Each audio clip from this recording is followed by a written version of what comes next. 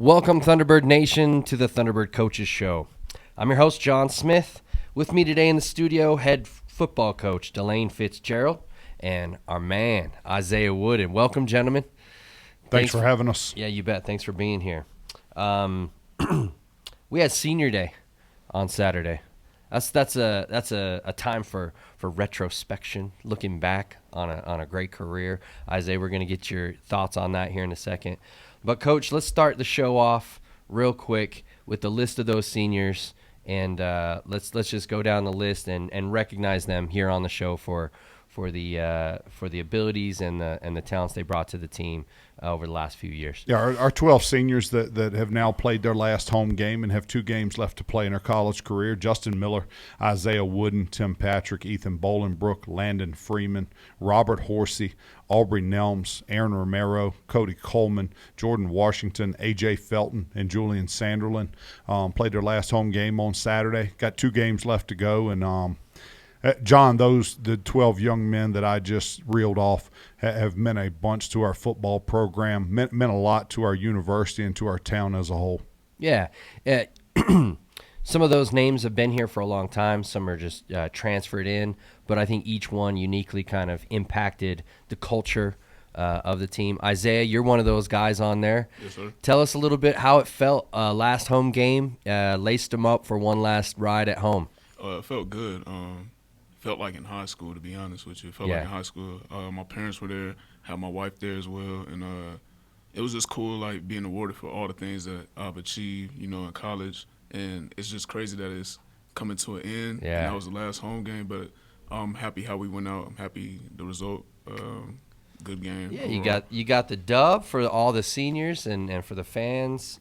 Man, I think you had a pretty good game. 7 receptions, 168 yards, 2 tutties. He acts like he's surprised to just realize that. Isaiah, you notice he don't invite anybody on the show unless they played well. Yeah. He knew what your stats were 2 days ago, and he acts like he just looked them up. I'm staring you in the eye, man to man. This is a setup. Hey. He's trying to make me look bad on the radio, on the YouTubes. Oh, man. It's all love. All love. I like you. Not ever would I attempt to make you look bad. I do a pretty good job myself. I don't need a whole lot of help. Pretty well dressed. You don't Thank look you. bad often now. Thank you. I got to get me one of those shirts. Oh, we go back in time and get you one of these. One of This is these? probably like 10 years old, man. It's old school. Yeah, We got to bring it back. We got to Nice. bring it back. It's nice. Yeah, so we appreciate the seniors. Great perspective. I don't know. Is there like any more? I don't know. It's like the time is clicking out of the hourglass. Do you feel any more urgency, or do you feel urgency every game? Urgency every game. Every time we go into practice, when it's a new week, we attack the day. And that's the thing. Like, it doesn't matter how many games we have left. When we're on that field, whether it's practice or the game, Yep. full tilt. Attack. It has to be full tilt. It has to be. That's the only way that you're going to be able to get done what you need to get done. That's a great answer, man. Appreciate that. Coach, it's great to have you here live and in presence. There was a situation. You weren't on the sideline there for the game at Lincoln. Let's just review and figure out what happened and tell the people what's going on. Are we reviewing it, or are we figuring out what happened? Both. Both. Back in the spring, John, I got a phone call from several acquaintances that a young man was available, and it was a need position for us and someone that could come help us. And finally, at the end of the couple of days of people calling, I get a phone call from his position coach at another college and university, and he says so-and-so's in the portal and he's available. And I picked the phone up and called the young man without ever looking on the portal to see if he was actually available. Got it. My penalty for that was a 1-game suspension. The NCAA offered me 4 games with which to choose to sit out, and I sat out on Saturday. Very surreal moment for me. Kind of an outer body experience, but not to be there with the guys was pretty painful. I ate a whole bag of potato chips and a whole bowl of dip in the first half because we weren't playing very well. But anyhow, okay, glad to be back, but I got to be at everything, but had to miss out on Saturday. Yeah, miss out on the sideline during the game. Well, I've had a lot of people asking. It's nice to just clear it up. it happens, and we just move forward, move on with life. But the team came through. They did start a little slow. Let's break down. I'm sure you were watching. I know you've seen the tape. Let's break down the Lincoln Oaklanders. Yeah, of course I watched on Saturday, and then I've watched the tape another 2 or 3 times since then. Just a lack of energy and enthusiasm by our players in the first half, and we showed that we're capable of being very undisciplined, lackadaisical and undisciplined in the first half. And a lot of people talking about, hey, your offense stunk in the first half and the offense wasn't any good. Well, they didn't have many opportunities, and our defense just allowed Lincoln to stay on the field and run the clock.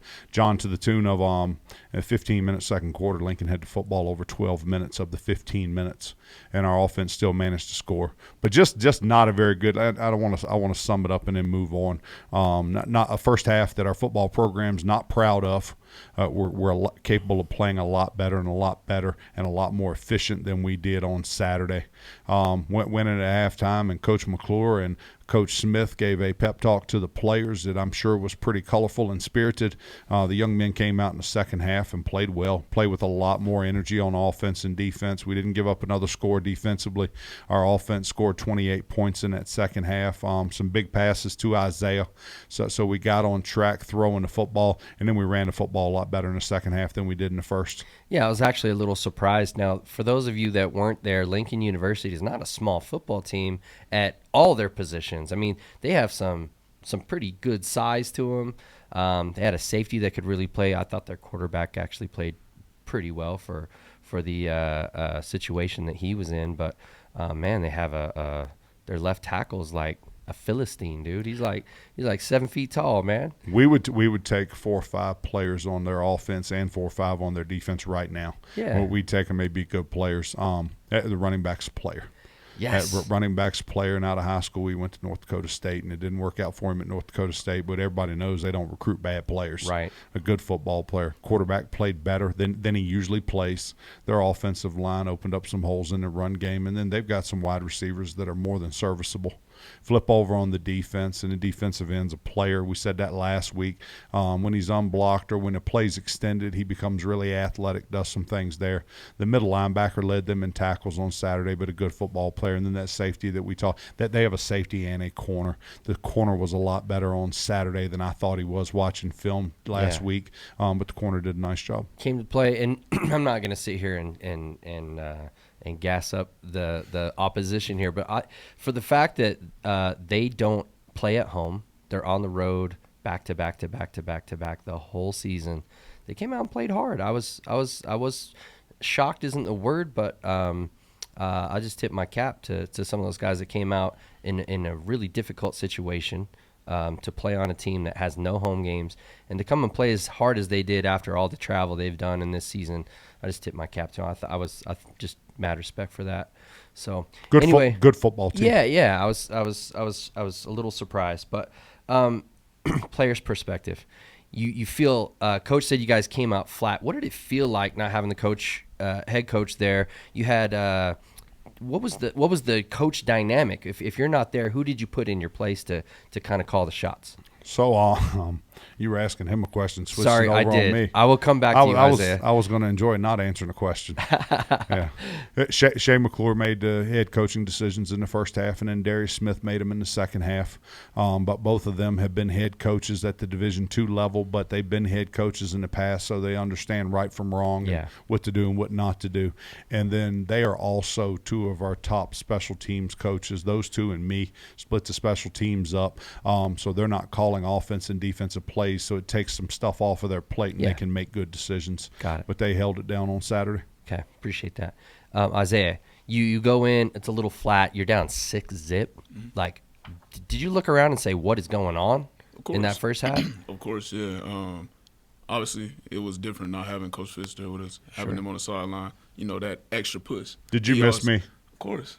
You know that. I tell him that all the time. Hey, he tells you that every morning when he wakes up. I miss you, Coach. He know that. He gave me my opportunity to come in. That's right. It's led to something very great. But going back to your question, it was a bit different. Not having him on the sideline with us to give us that extra boost, it was a bit different. We came out flat, like it's just like we didn't expect them to be that good, and they told us that they were going to be that good. So, yeah, definitely it was kind of hard being down 6-0. Yeah. But like he said, after the second quarter, once we scored and went into halftime, they gave us a talk.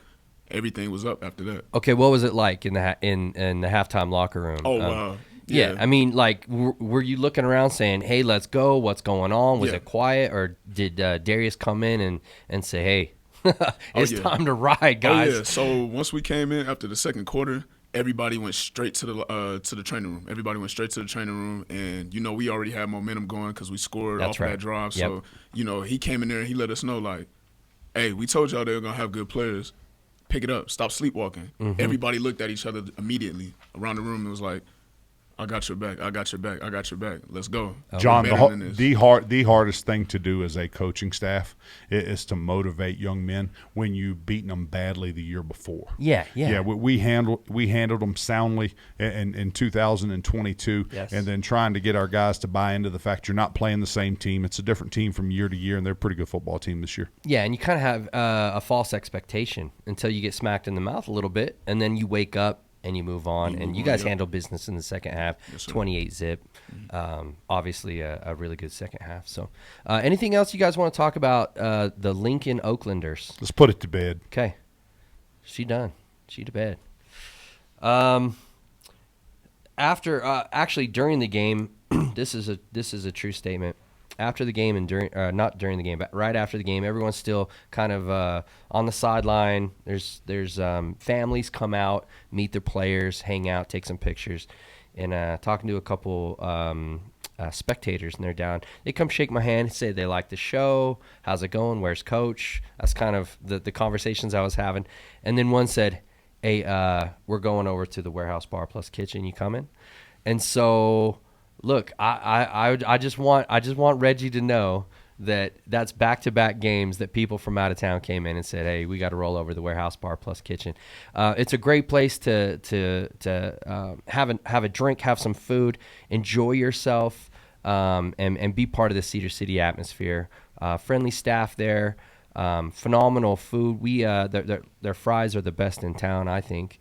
And I just, again, week after week after week, we're in episode 11 here, and we just keep pounding that drum. Warehouse Bar Plus Kitchen. Go have a great time over there. Let them serve you and enjoy yourselves at the Warehouse Bar Plus Kitchen. In fact, maybe we should go after this wraps. Maybe we'll Deal. head over there. I'm in. Yeah. So, Coach, we talked about Senior Day. We've highlighted our seniors. We talked about the Lincoln Oaklanders and that opportunity. We have a phenomenal opportunity now to take out some frustration on the Stephen F. Austin Lumberjacks. Actually, before we get in, I got off track. We need to talk to our guy here, the Visit Cedar City Bryan Head Student Spotlight, Isaiah Wooden Sr.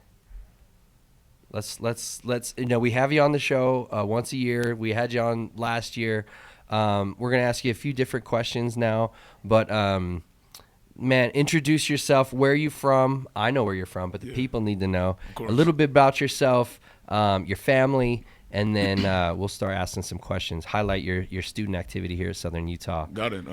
Isaiah Wooden Sr., San Diego, California is where I'm from originally. Been around a lot. Been in college for about 5 to 6 years now. Yep. This is my final stop right here, though. It's been great being in Cedar City. Being welcomed with open arms. Coach Fitz gave me the opportunity to come here, make something great out of it, and I haven't looked back ever since. Love that. So you say the people of Cedar City welcomed you with open arms. Oh, yeah. Tell me a little bit about the interaction with the community. Man, from the first game, when they seen everything that I did from the first game, after that, getting stopped in stores, getting stopped on the road. Stopped at Lynn's. You're at Lynn's. People are like, hey, Isaiah, nice catch, nice touchdown, whatever. And it's cool to see that. Never really had that before, so, that's new. I don't try to let it get to my head too much, but I appreciate it. Oh, yeah, it's nice. Yeah, it's like, yeah. It for sure. Good. I love the people of Cedar. Excellent. Nice people. Excellent. Tell me about your family.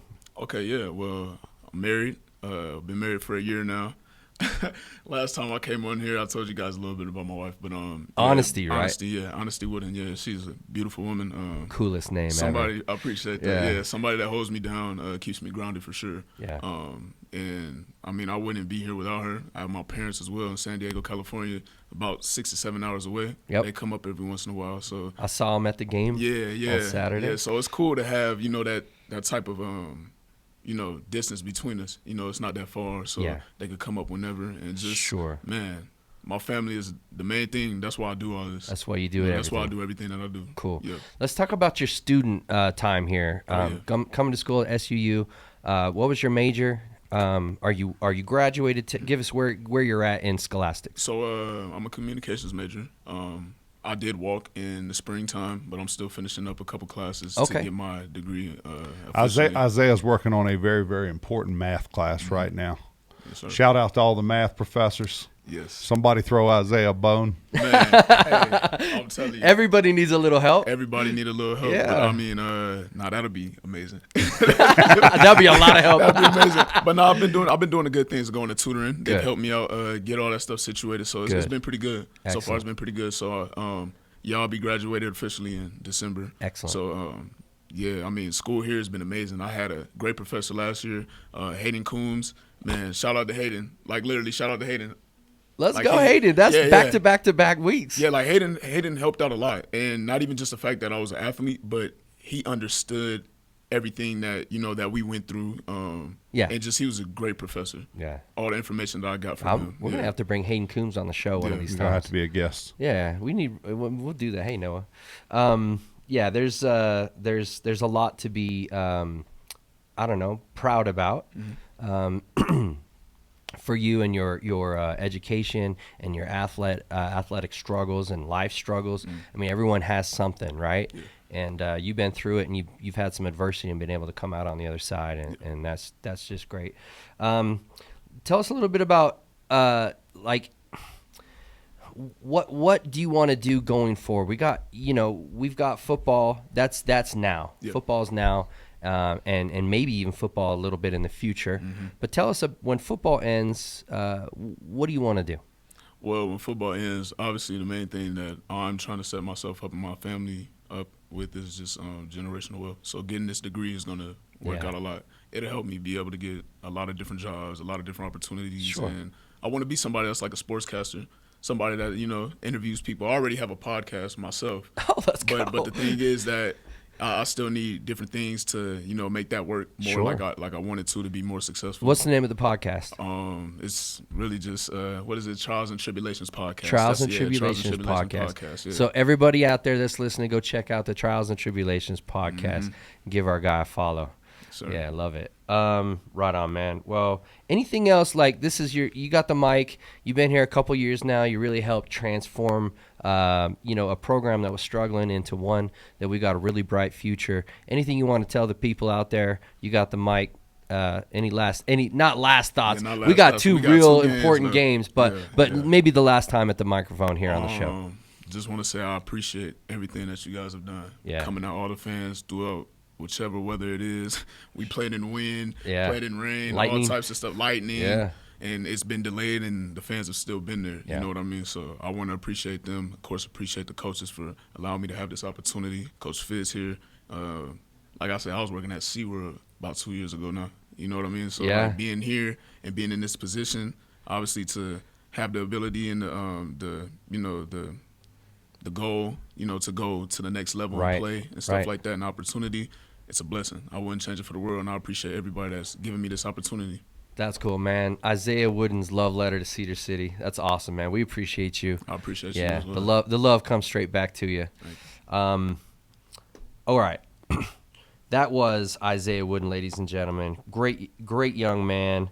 He is the Visit Cedar City Brian Head Student Spotlight. We appreciate you. Coach, okay, I got a message 2 or 3 weeks ago.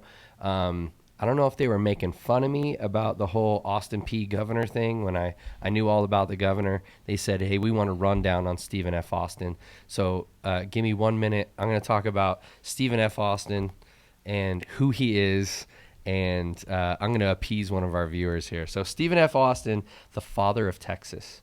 I can get on Wikipedia just like anybody else. In 1825, he brought 300 families into Texas, which at the time was Mexico. He was granted an impresario grant from the country of Spain to settle there in Mexico. And then he led the forces of the siege of Bexar. I didn't go into that, but I guess that was a pretty big moment in Texas history. And I will say this, and this is probably going to cause some controversy, but Stephen F. Austin ran against Sam Houston in the first ever Texas presidential election and lost. So Sam Houston, I think that's why they have such a big rivalry, the Battle of the Piney Woods or whatever. Mm-hmm. Sam Houston and Stephen F. Austin, they just they battle it out because of that first election back in 1836. But Sam Houston without Wikipedia. Oh yeah, I have no idea. Sam Houston. Yeah. Sam Houston's born in Lexington, Virginia, Timber Ridge to be exact, just outside of Lexington. As a teenager, he's a Virginian. I know all about it. A teenager, what about Stephen F. Austin? Where was he born? Who cares? Virginia. Was he really? He really was. Was he really? Let's go. Wow. Now I'm feeling uneducated about my home state. Hey, you set me up earlier. I set you up just Sam now. Houston left out of Lexington, Virginia, walking as an older teenager and walked to Tennessee, where he became governor. And then Sam Houston and Davy Crockett became best friends, and they both left Tennessee for Texas, where he became governor again. Yeah. Sam Houston is most famous in Texas lore for being the only person to be governor of two different states. Interesting. I have a history lesson right now. Yeah, I know more about Texas than I really want to. Whoa. But and Virginia, and we are playing Stephen F. Austin. So they're the Lumberjacks. They established the Lumberjack. I think it was in 1936. But they're in the Piney Woods. They got all kinds of trees to cut down, and they're very proud of their Lumberjack history there. So anyway, there's a synopsis of Stephen F. Austin, the man, the myth, the legend, and their mascot, the Lumberjacks. Okay, now we can get back to football. Let's go. So I got a little ahead of myself talking about Stephen F. Austin. Then we got sidetracked talking about Sam Houston. We know the history of Texas now. Let's talk football. Stephen F. Austin coming up this Saturday down in the Piney Woods in Nacogdoches, Texas. What are we looking at? Always had a lot of respect for the university and the people that are there. Now I know why, because he was born in Virginia. That's what it is. He was exiled to Mexico. I mean, I'm just saying. All the great ones start there. They do. They start. Everything good in the world comes from Mexico. No, it starts Tacos. in Virginia. Oh, not sorry. Mexico, Virginia. You went straight to food. Ladies and gentlemen, my man likes some food now. I do like some tacos. He likes food. Legitimately. Yeah. Hey, great Mexican food. John, good football program. That they are the reigning two or three time conference champions, so that they have not been unseeded yet, and they've won the conference the last 2 or 3 years. Their coaching staff won a Division II national title, probably closer to 2 handfuls of years now, 8 or 9 years ago. But they won one at Texas A&M Commerce before coming to Stephen F. They are very, very well coached. The kids play hard. They're one of the bigger teams in the conference, big, fast, athletic, twitchy team, but play well, a good opponent. It will take our best effort to go down there and be successful on Saturday. Yeah, we did sit a few players in that Lincoln game due to injury. What is that looking like? We got a good week of rest. You noticed I wasn't the only one there.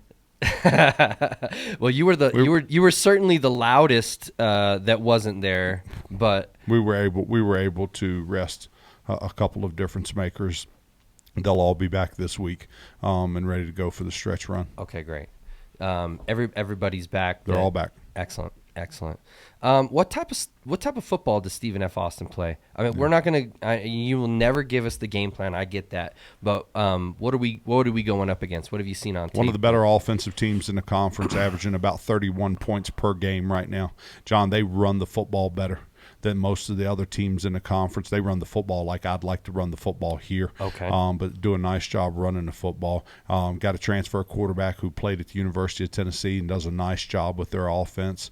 And then they've got running backs and offensive linemen that are good players. Their wide receivers are good players. They flip over on defense, brand new defensive coordinator, odd front.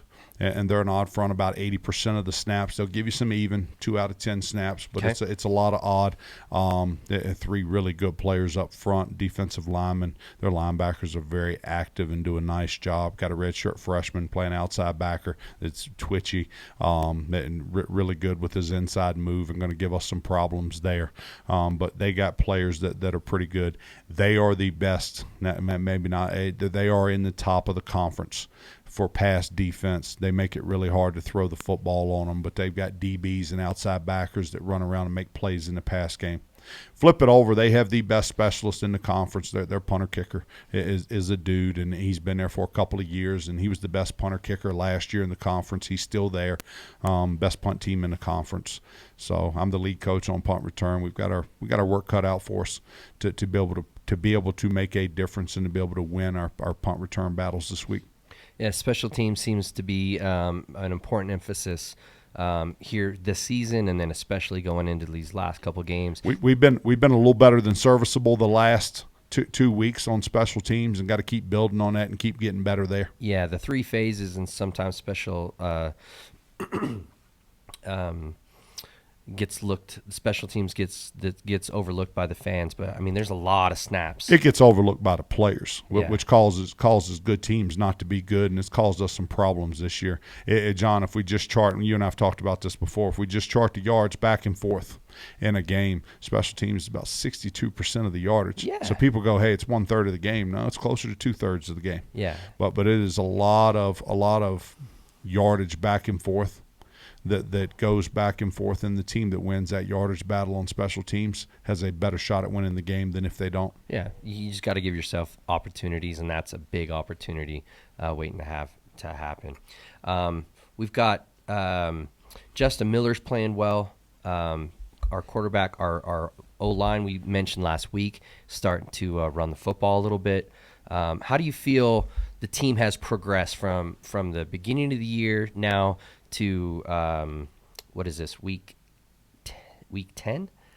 Yeah, it's week 10. How have you seen some progression from day one to where we are right now? Game 10, week 11, when you count the bye weekend there. Yeah. I've sit here all season and talked about the freshmen, sophomores, and how young we are. Well, the freshmen are now sophomores, and the sophomores are now juniors. 3/4 freshmen. Yeah. about middle way through the season, they transition mentally and physically to the next level, and then our older players are playing well. Like you talked about, no linebacker in the conference playing better than Aubrey Nelms right now, and running and making plays. Had 12 tackles last week, just making his last one his best one. Yeah. Isaiah's played well the last 2 weeks. Justin Miller's got it dialed in accuracy-wise and running the offense. Tim Patrick's been a warrior all year and is still battling. Ethan Bolingbrook's making a play or two each game, but we're getting plays. Julian Sanderlin finally showed up a couple of times on Saturday with nice game. 2 sacks and a strip sack. Now he's got to get himself into some shape where he can contribute to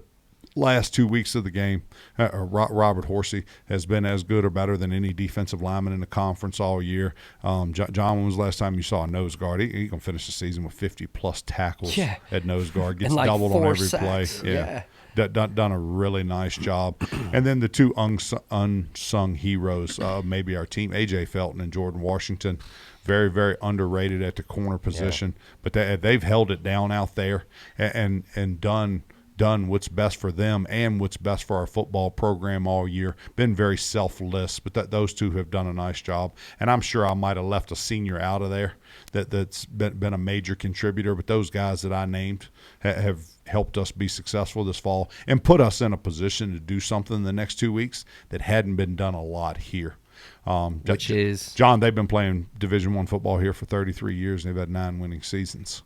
Yeah, so there's some thin years in our history books, and we've got a chance to be successful this week, be successful next week. We've got a chance to do something that doesn't happen very often here. Get the winning season. Have a winning season. Yeah, and that's the goal. I'm sure you, at the beginning it's let's win them all, and then as you progress, you just kind of find our goal. The goal at the beginning of the season is to win 1 game per week. Learned a long time ago. If you just win a game each Saturday, just win 1 game per week. The administration and the town and the players happy. and the parents, everybody stays happy. Yeah, That's old Mike Leach quote. Let's just win a game Let's per just- week. We just need to win one per week. Yeah, see how it works out. Yeah, love it. Coach, any shout-outs, anything you want to get off your chest? We just got a minute or two left. Any shout-outs or points or wrap-up that you'd like to give? A big shout out to these seniors, Yeah. and to everything that they've done and giving back to this program, and all appreciative to every single one of them for their dedication and for loving football. And John, you can't put up with me very long if you don't like football. You a better lot. love football. Isaiah's laughing. Yeah, 'cause he knows. As soon as I think you don't love it, I'm all over them. Yeah. Let's get you out of here and get somebody in here that does love it. Mm-hmm. But appreciative to them. Roy and Sarah Moeller flew out from Virginia for the game this weekend. It was nice to be able to hang out with them. Keith and Brooke Bolly for their love and support all fall, done a nice job. But I could shout out a lot of people. But yeah, that group has been here from start to finish. Yeah, it's a good core. Yeah. It's a good core. And look, we still got 2 more shots at this show, so we got some other shout-outs that we can do down the road. Isaiah, any final words, any shout-outs you want? Yeah, so we're going to Nacogdoches to play. That's exactly where my brother stays. Oh, is that right? My brother, his girlfriend, and my niece. So shout out to them. Can't wait to see them. Put Love on it. the show for them. You're going to have some extended fans there. Extended on Saturday. fans. Yeah. Oh my goodness. There you go. That's awesome. Yeah. We've had some good success. So my shout out goes out to the fans, goes out to the supporters, and it goes out to the donors that are helping us turn this thing around. You guys are doing it on the field. They're really helping out financially and even just the crowds and sharing posts and listening to the show and being engaged and excited. It means a lot to me. It means a lot, I'm sure, to Coach and the players that we have an engaged fan base. And so that's my shout out is to the fan base and to the donors. Ben Wilson, Coulter Evans were in town on Saturday. Big shout out to them. Former players, played for us at I saw Ben. Played for us at Southern Virginia University. That's Actually, right. Teammates of Coach Hyatt. Mm-hmm. He said he's up from Vegas and I got to meet Ben. So shout out Ben. Coulter came down from Soda Springs, Idaho. Excellent. And see, when you got former players driving hours to come see you, you did something right, Coach. So tip my cap to you there. Thank you. And here's for 2 more big games. Just ride some momentum to finish the season out. But so back to the donors and the fans. We're going to talk about the Thunderbird Athletic Foundation. It's the fundraising arm of SUU Athletic Department, and the primary goal of the TAF is to enhance the lives of student athletes, providing them resources to be elite in competition, the classroom, and the community. Click the Donate tab at suutbirds.com to learn more about how to support SUU athletics. If you'd like to donate specifically to the football program, you can scan the QR code on the screen. Thank you for all of our TAF and Touchdown Club supporters for the continued and ongoing support. We're really, I say this over and over every week, but every day is a little better, 1% better, right? We're trying to build something that can stand the test of time and stand the trials that come at it. We're doing it day by day. Shout out to everyone, the coaches, the staff, and then behind the scenes, the athletic department and their staffs for really grinding it out day by day and trying to make this a better situation for everybody involved.